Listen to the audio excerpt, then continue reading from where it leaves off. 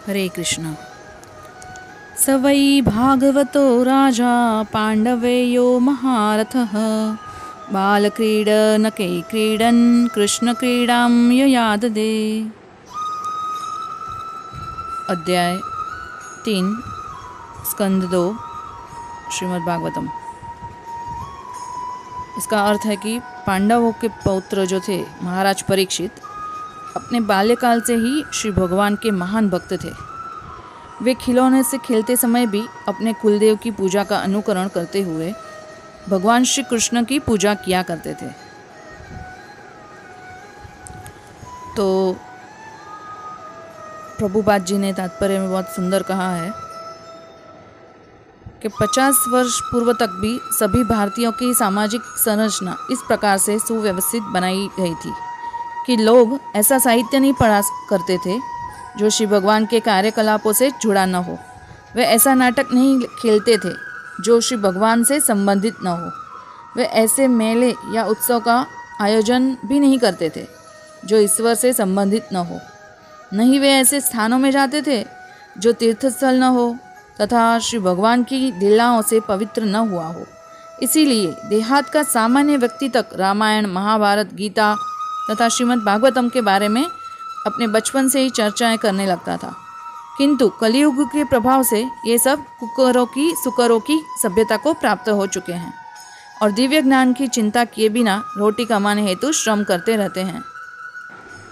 देखिए, पहले जो नाटक भी करते थे ना, वो भी भगवान के रामायण या महाभारत के उसकी लीलाओं पे नाटक किया जाता था। लेकिन आज के युग में नाटक तो दूर, लेकिन आजकल सब कहाँ जाते हैं? मूवी देखने जाते हैं।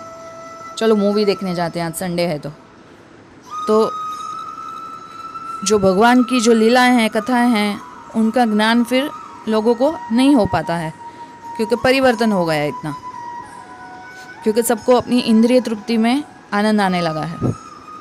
पहले जब मेले हुआ करते थे तो वो भी भगवान के संबंधित ही होते थे, लेकिन आजकल फन फेयर होता है तो लोग वहाँ जाते हैं।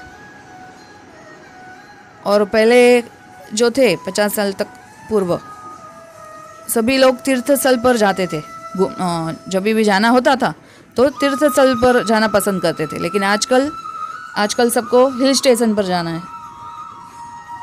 और इसी तरह से धीरे धीरे ये जो हमारी जो परंपरा होती है वो लुप्त होने लगती है। और बचपन से ही अगर भगवत गीता, महाभारत, श्रीमद् भागवतम के बारे में अगर बच्चों को पता हो तो अच्छा होता है, लेकिन हम ही अपना जो कल्चर है वो बदलते जा रहे हैं। तो आगे आने वाली जो पीढ़ी है उनको कहाँ से वो सब ज्ञान होगा।